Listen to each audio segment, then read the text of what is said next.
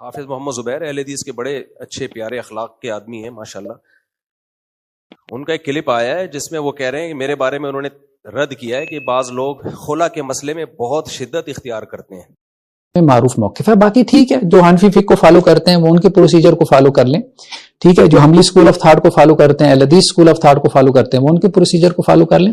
اس میں میرے خیال میں اتنا زیادہ وہ اسٹرکٹ نہیں ہو جانا چاہیے کہ ایک دوسرے کے اوپر جو ہے نا وہ فتوے لگانا شروع کر دینا چاہیے. انہوں نے کہا فقہ حنبلی میں خلا طلاق نہیں ہے، اور پھر اس سے یہ ثابت کیا ہے کہ یک طرفہ خلا جو عدالت دے دیتی ہے وہ بھی ٹھیک ہے. جج کے پاس یہ اختیار ہے کہ جج جو ہے وہ خلا کروا سکتا ہے عورت کے کہنے پہ، اور شوہر بھی جو ہے وہ اپنی بیوی کو خلا دے سکتا ہے اگر وہ عورت جو ہے وہ اپنے شوہر سے خلا مانگتی ہے. اس پہ نیچے کافی لوگوں کے کمنٹس ہیں ماشاءاللہ ماشاءاللہ. حافظ صاحب آپ نے تو دل خوش کر دیا. اسی طرح عبداللہ بن عباس رضی اللہ عنہ کا ایک اور فتویٰ بہت معروف ہے کہ یہ جو فدیہ ہے، یعنی عورت فدیہ دے کے جو ہے وہ علیحدگی اختیار کر لیتی ہے تو یہ طلاق نہیں ہے. تو عبداللہ بن عباس رضی اللہ عنہ کا اور اسی طرح دوسرے فقہاء صحابہ کا یہ موقف تھا. اور جو حدیث کی بنیادی مصادر ہیں جیسے صحیح ابن خزیمہ وغیرہ، السنن الکبریٰ ہے، اسی طرح سے اور حدیث کے مصادر ہے، وہاں باقاعدہ چیپٹرائزیشن آپ کو مل جاتی ہے بعض حدیث کے مصادر میں کہ خلا جو ہے وہ طلاق ہے یا طلاق کے علاوہ ہے. اس میں صحابہ اکرام کے فتاوی ہیں، اسی طرح سے اور اہل علم کی آراء موجود ہیں. تو یہ بات درست ہے کہ میجورٹی فقہا کا موقف یہی ہے کہ خلا جو ہے وہ طلاق ہی ہے، یا ہمارے یہاں حنفی فقہا یہی کہتے ہیں کہ عورت نے اگر خلا کا کیس دائر کیا ہے تو مرد جو ہے وہ کورٹ میں جا کے طلاق دے تو پھر علیحدگی ہوگی. لیکن اہل حدیث اسکول آف تھاٹ میں اور حنبلی اسکول آف تھاٹ میں معروف رائے یہی ہے کہ خلا جو ہے یہ طلاق نہیں ہے. تو گویا جو خلا یافتہ عورت ہے اس کے احکامات ڈیفرنٹ ہیں. ٹھیک ہے، تو جج کے پاس یہ اختیار ہے کہ جج جو ہے وہ خلا کروا سکتا ہے عورت کے کہنے پہ، اور شوہر بھی جو ہے وہ اپنی بیوی کو خلا دے سکتا ہے اگر وہ عورت جو ہے وہ اپنے شوہر سے خلا مانگتی ہے. فقہ حنبلی میں خلا طلاق نہیں ہے. اس کا مطلب یہ نہیں ہے کہ یک طرفہ خلا بھی عورت کو مل سکتا ہے. طلاق نہ ہونے کا مطلب یہ ہے کہ اگر میاں بیوی میں خلا ہوا، اگر وہ دوبارہ ان کی درمیان شادی ہوگی تو مرد کو 3 طلاقوں کا حق حاصل ہوگا. اور جمہور علماء کے نزدیک اگر دوبارہ شادی ہوگی تو مرد کو 2 طلاقوں کا حق حاصل ہوگا، کیونکہ وہ کہتے ہیں خلا بھی کیا ہے، 1 طلاق کنسیڈر ہوگی جمہور کے نزدیک. باقی فقہ حنبلی میں بھی جب تک شوہر راضی نہ ہو خلا نہیں ہو سکتا، اور باقیوں کے نزدیک بھی جب تک شوہر راضی نہ ہو خلا نہیں ہو سکتا. حافظ صاحب نے 2 چیزوں کو مکس کر دیا ہے. اس لیے میں حافظ صاحب سے گزارش کروں گا، میں نے جو انجینئر علی مرزا کے خلاف پورا 1.5 گھنٹے کا کلپ ریکارڈ کروایا وہ کائنڈلی آپ سن لیجئے. ویسے بھی اہل حدیث علماء کہتے ہیں ہم تقلید نہیں کرتے، تو بھائی تحقیق تو پھر پوری کرو نا. آپ تحقیق تو آپ پوری کریں کسی مسئلے پر. آپ کے لیے تو تحقیق اس لیے زیادہ ضروری ہے کہ آپ مجتہد ہیں، آپ کسی کی تقلید نہیں کرتے. تو مجتہد تو پوری ڈیپتھ میں جا کے ایسے کلیئر کر کے مسئلے کو حل کرتا ہے کہ پھر جا کے یہ کہلا سکتا ہے کہ میں محقق ہوں، میں مقلد نہیں ہوں. تو امام احمد بن حنبل کے نزدیک بھی جب تک مرد راضی نہ ہو عورت خلا نہیں لے سکتی. اور یہ تو 2 اور 2 4 کی طرح ویسے بھی واضح ہے. اچھا، انہوں نے آخر میں یہ بھی کہا ہے کہ عورت اگر مرد عدالت نہیں آتا تو عورت کیا کرے. مرد اگر عدالت نہیں آتا، پہلی بات عدالت پولیس بھیج کے اس کو اٹھوا کے لائے. عمران خان کو اٹھایا کہ نہیں اٹھایا عدالت نے؟ پورے وزیر اعظم کو اٹھانا آپ کے لیے ممکن ہے، میاں کو اٹھانا آپ کے لیے ممکن نہیں ہے. تو عدالت پہ زور لگاؤ کہ لے کر آؤ اس کو عدالت میں. دوسری بات یہ کہ پھر بھی اگر وہ نہیں آتا تو پھر خلا نہیں، پھر دیکھا جائے گا یہ مرد ظلم کر رہا ہے کہ نہیں کر رہا. اگر عورت ثابت کر دیتی ہے دلائل سے، گواہوں سے کہ یہ ظالم ہے، یہ ظالم ہے، تو پھر تنسیخ نکاح یک طرفہ ہو سکتا ہے. اس میں پھر 2 رائے ہیں.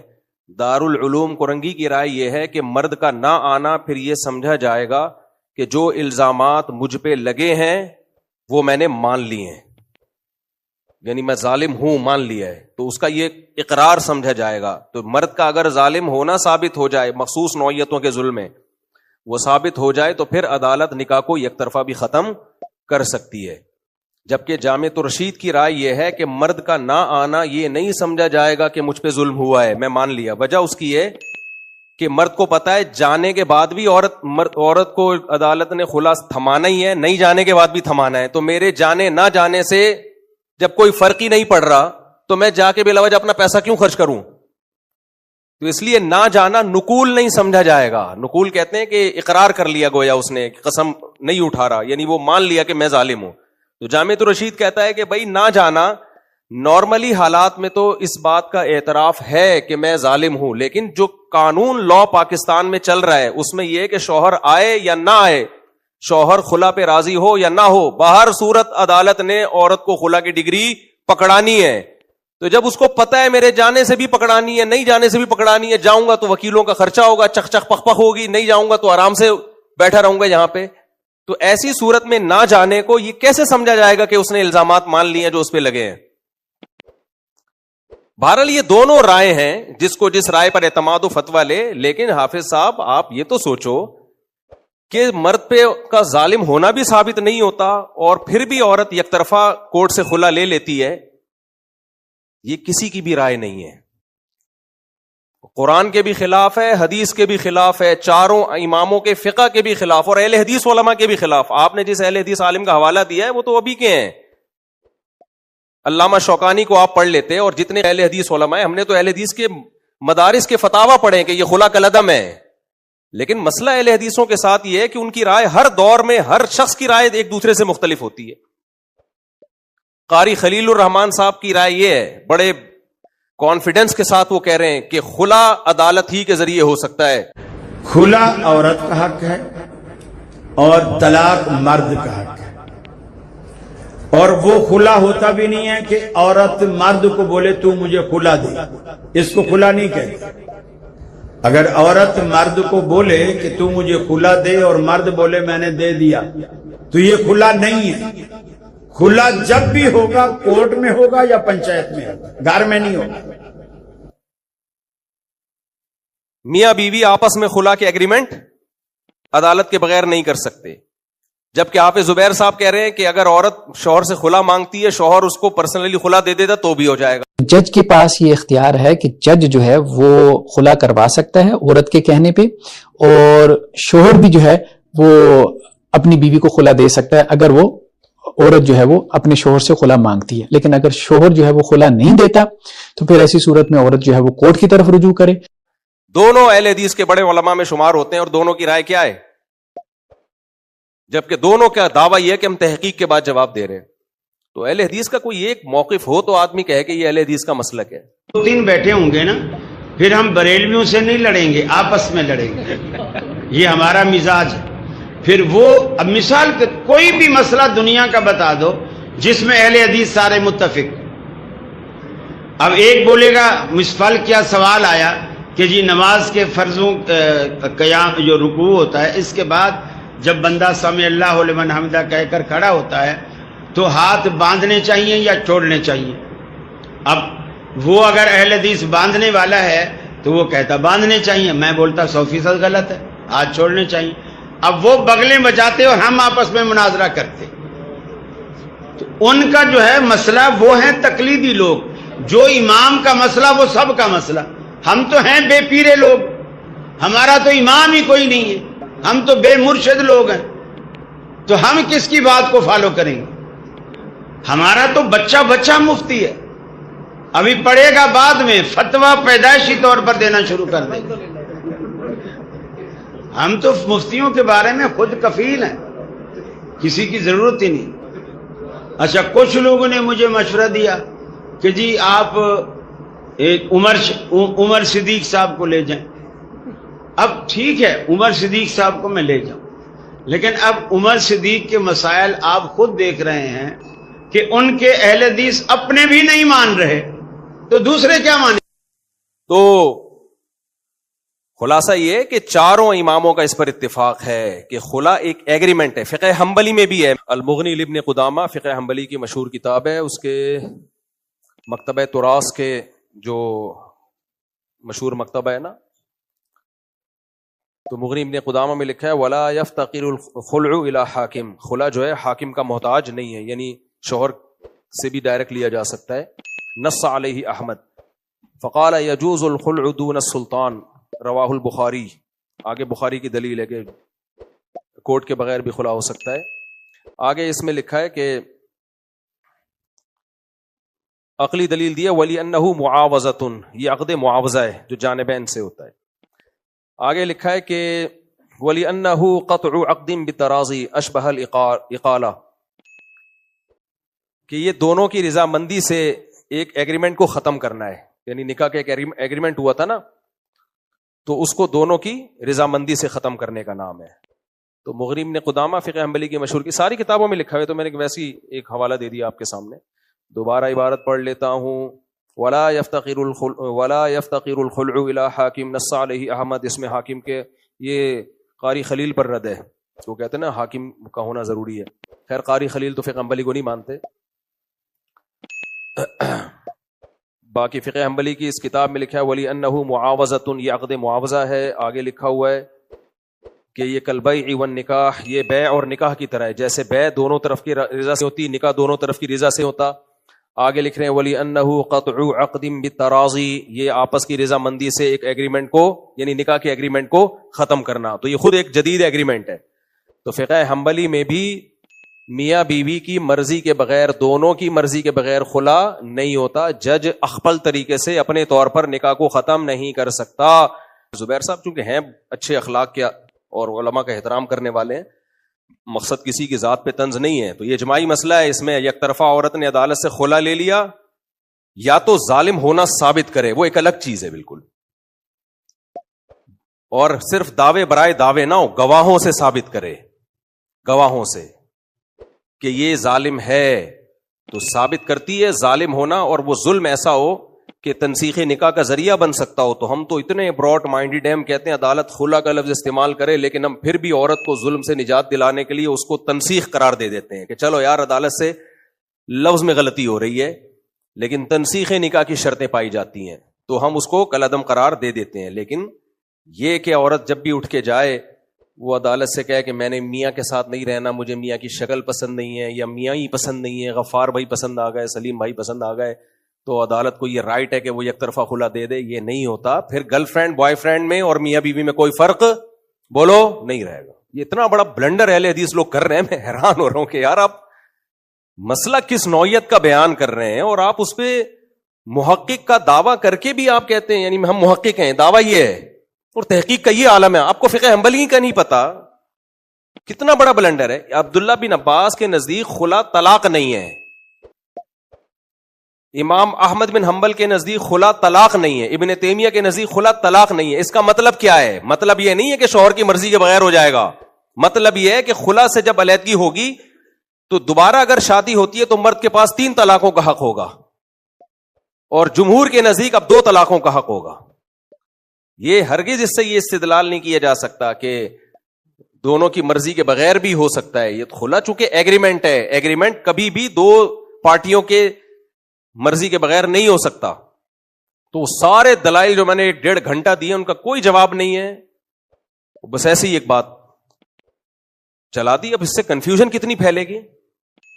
مجھے ایک بات بتاؤ، گرل فرینڈ اور میاں بیوی اور گرل فرینڈ جب چاہیں ٹاٹا کر کے گرل فرینڈ جا سکتی ہے کہ نہیں جا سکتی؟ فرق صرف یہ ہو گیا کہ آپ نے عورت کو بھی یک طرفہ خلا کا حق دے دیا کہ عورت صرف عدالت میں جا کے کہے گی کہ مجھے علیحدگی چاہیے، بلکہ وہ زیادہ پکا کام ہو جائے گا. تو یہ کیا ایک یعنی ایک تو یہ تو لطیفہ ہے بھائی، یہ تو ایک یعنی ایسا ہے کہ یہ تو لطیفہ ہے کہ بس مہر کے پیسے لو اور میں جا رہی ہوں. اور اس کے سائیڈ ایفیکٹ سوسائٹی میں کیا ہوں گے؟ جب مجھے اور آپ کو پتا ہوگا یا کسی بھی انسان کو پتا ہوگا کہ میں بیوی پہ جتنا بھی خرچہ کروں، میں اس کو پراپرٹی اس کے نام کروں، اس سے بچے پیدا کروں، ہر وقت اسے یہ رائٹ ہے کہ میرا مہر واپس کر کے کورٹ سے خلا لے سکتی ہے، تو کوئی کرے گا؟ بچے پیدا کرے گا اس سے؟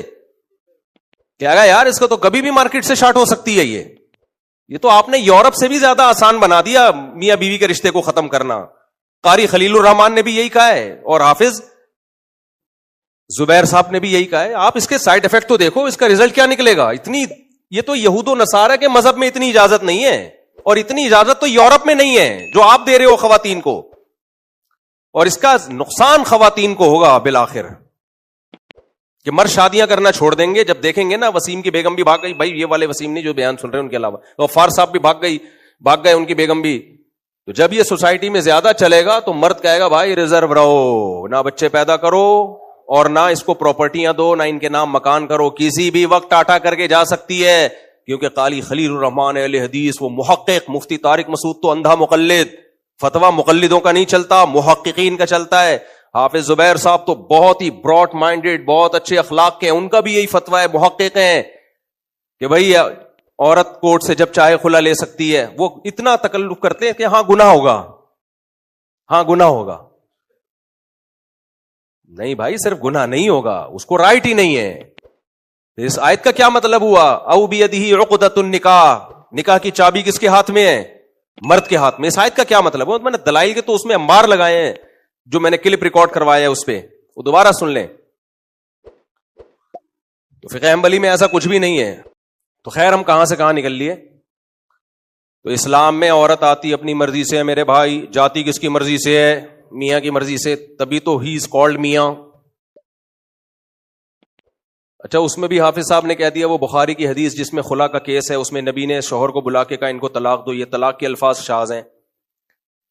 ایک طرف آپ صبح و شام کہتے ہیں بخاری کی حدیثیں متفقن علیہ صحیح ہیں, اب آپ کہہ رہے ہیں یہ الفاظ کیا ہیں؟ شاذ ہیں. فرض کر لو یہ شاذ بھی ہیں, تو باقی الفاظ میں خلی سبیلہا, ان کے شوہر کو نبی کہہ رہے ہیں ان کا راستہ چھوڑ دو, فارقہا ان کو جدا کر دو. تو شوہر کو یہ کہنے کی ضرورت کیا ہے؟ نبی کہہ دیتے کہ صحابیہ سے میں نے تمہیں خلا دے دیا ہے, شوہر دے نہ دے تم جاؤ اپنے گھر, ختم. باقی خلا اور طلاق کے احکام میں کچھ فرق ہیں بعض ائمہ کے نزدیک. جیسے امام احمد بن حنبل کے نزدیک خلا میں عدت 1 حیض ہے, جمہور کے نزدیک عدت 3 حیض ہے. تو اس سے کوئی فرق نہیں پڑتا, وہ تو ایک الگ بحث ہے کہ 1 حیض ہے یا 3 حیض ہے. لیکن بات اصل میں یہ ہے کہ شوہر کی مرضی کے بغیر خلا ہوتا ہے کہ نہیں ہوتا. اس پہ چاروں امام متفق ہیں, اس پہ قرآن بھی ہے, حدیث بھی ہے. اور علامہ ابن تیمیہ رحمہ اللہ نے تو یہاں تک لکھا ہے کہ عورت فدیہ دے گی, ایسے جان چھڑائے گی جیسے کوئی قیدی فدیہ دے کے جان چھڑاتا ہے. انہوں نے تو قیدی کا لفظ استعمال کیا, تو کیا قیدی کے لیے ٹھیک ہے کہ جیل میں پیسے پکڑائے اور ٹاٹا کر کے نکل جائے؟ اس پہ ہو سکتا ہے کوئی سیکولر لبرل لوگ کہیں کہ اچھا اس کا مطلب عورت قید میں ہوتی ہے مرد کی. بھائی قید کی 2 قسمیں ہوتی ہیں, ایک جیل والی قید اور ایک وہ قید جس میں عورت کو حقوق کا تحفظ ملتا ہے. اگر عورت یہ قید میں نہیں آتی نا تو مرد پھر اس سے وفا بھی نہیں کرے گا, مرد پھر اس پہ خرچہ بھی نہیں کرے گا. باؤنڈ ہوتی ہے وہ, باؤنڈ. تو یہ جو تشبیہ دی ہے نا ابن تیمیہ رحمہ اللہ نے کہ یہ قید کہ وہ جیسے قیدی فدیہ دیتے ہیں, تو یہ تشبیہ اس لیے دی ہے کہ جب وہ شوہر کے ساتھ نہیں رہنا چاہتی تو پھر وہ اپنے آپ کو کیا سمجھتی ہے؟ اسیروں کی طرح سمجھتی ہے, قیدیوں کی طرح سمجھتی ہے, اس کو محبت نہیں ہے. تو پھر وہ پیسے دے کے جان چھڑا لے اور شوہر یعنی فدیہ دے. فدیہ کا لفظ بتا رہا ہے, یہ جانبین کا معاہدہ ہوگا. تو ابن تیمیہ کی بھی یہی رائے ہے اور سارے فقہا کی, چاروں اماموں کی یہی رائے ہے, امام احمد بن حنبل کی بھی یہ رائے ہے کہ یک طرفہ خلا نہیں ہوتا, یہ 2 طرفہ ایگریمنٹ ہے یہ. خیر, تو اور پھر عجیب بات ہے اگر ہم اس خلا کو مان لیں تو مرد کے لیے جان چھڑانا مشکل ہو گیا, عورت کے لیے آسان ہو گیا. صحیح ہے نا؟ مرد کے لیے جان چھڑانا کیسے مشکل؟ وہ حالت حیض میں طلاق نہیں دے سکتا, وہ پاکی کے ایام میں دے گا, ہم بستری بھی نہ کی ہو, 1 طلاق دے گا اور اس سے نکاح ختم نہیں ہوگا, رجوع کا حق ہوگا, اگلے توہر میں دوسری دے گا, تیسرے توہر میں تیسری دے گا. مرد کو تو اتنی پابندیاں لگا دیں جو مرد ہے, اور عورت پہ کیا ہے, جائے کیس کرے, اگلی پیشی میں اس کو پکے ڈھکے کاغذ مل جائیں. تو یہ کیا ہو گیا بھائی صاحب, واٹس گوئنگ آن؟ تو اچھا پھر لوگ میرا مذاق بھی اڑاتے ہیں, مقلد مقلد مقلد. ہم مدرسوں میں 8 سال پڑھتے ہیں پھر بھی کوئی نیا فرقہ نہیں بناتے, اور بعض لوگوں کے 4 سال کے کورس ہیں اور مجتہد بنا کے نکالتے ہیں. تو شکر ہے ہم مقلد ہیں, اللہ کا بڑا فضل ہے, کیوں مجتہدین کی تقلید کرتے ہیں. اگر ہم اندھے مقلد ہوتے تو ابو حنیفہ یا امام شافعی کی تقلید نہ کرتے. آج کل کے یہ جو محقق آ رہے ہیں ان کی تقلید کر رہے ہوتے پھر ہم, جیسے کہ اہل حدیث میں بہت سے لوگ کر رہے ہوتے ہیں. اس لیے میرے بھائی صاحب مقلد ہی رہو, ایک فقہ جو تواتر سے چلا آ رہا ہے نا اس پہ چلو, یہ زیادہ بہتر ہے. ورنہ آج تو ہر پتھر اٹھاؤ نیچے سے محقق نکل رہا ہے مارکیٹ میں یار.